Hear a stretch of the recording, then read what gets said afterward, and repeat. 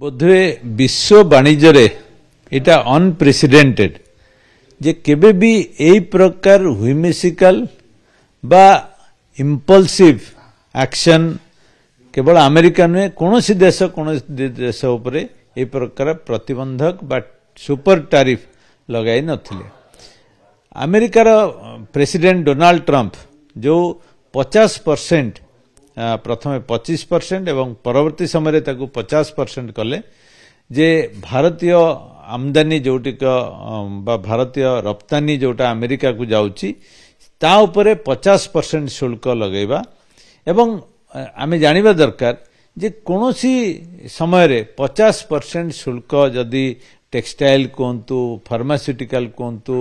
बा spare parts कोंतु एगुडी को केबनी आपण देखंतु मेराइन एक्सपोर्ट जो ओडिसा रु जाउची ता ऊपर मार्जिन हुए तो 8% 9% थाई पारे मैक्सिमम आपण जते भी एफिशिएंट हेले किंतु आपण जदी आपणकर जो करेस्पोंडिंग कॉम्पिटिटर माने अछंती पृथ्वी रो अन्य जगह रु सेमानक ऊपर जदी आपण शुल्क न लगेबे एवं आपण केवल भारतीय आमदानी ऊपर 50% शुल्क लगेबे ताले भारतीय प्रोडक्ट केबे viable हबनी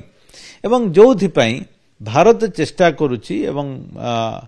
prime minister Narendra Modi को अध्यक्षतार विभिन्न समय रे स्ट्रैटेजी डिस्कशन होची जे अल्टरनेट मार्केट किबेली तयारी हबो। हमर प्राय 80 रो 88 बिलियन डॉलर जो एक्सपोर्ट अछि एवं जो गुडी को बहुत लेबर इंटेंसिव मध्य से मेराइन कोंतु ऑटोमोबाइल स्पेयर पार्ट्स कोंतु फार्मास्यूटिकल कोंतु टेक्सटाइल कोंतु एगुडी को सब एम्प्लॉयमेंट जनरेटिंग एवं सेगुडी को लोक बहुत काम करती तेणु जेतेबेले एई शिल्प गुडी को प्रतिबंधक आसीबो बा बंद हे जिवो बा गोटे मेजर चंक तंगर सेगुडी को आउ मार्केट नथिबो ताहले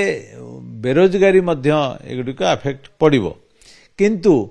जेमते समस्ते जानिचंती वर्तमान भारत चाइना संगरे रशिया संगरे गोटे एवं ब्राजिल संगरे मिसी जो गोटे बड़ सिस्टम बा मार्केट पाई ता आगु आमे समस्ते जानिचंती जे यूके संगरे गोटे बायलैटरल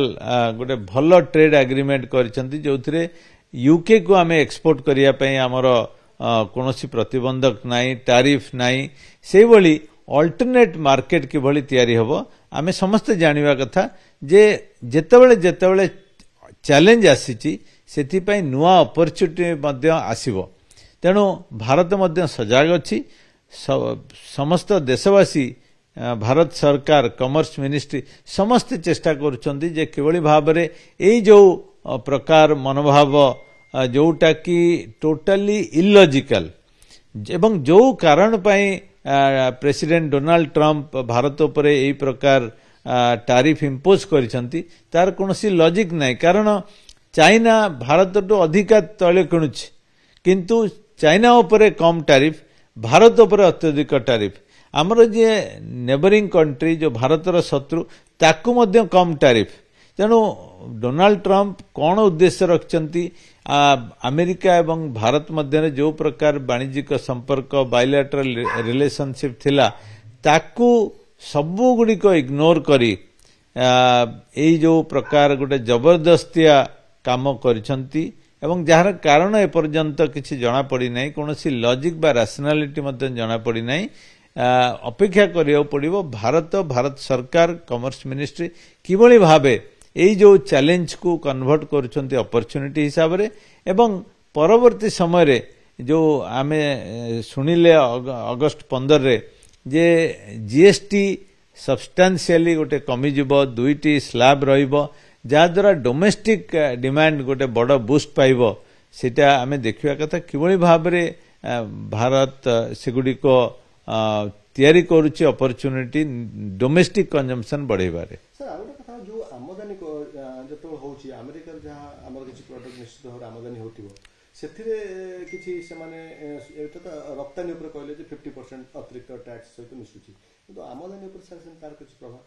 देखंतु भारत सरकार एवं भारतीय माने सदा बेले जेतेबेले हमर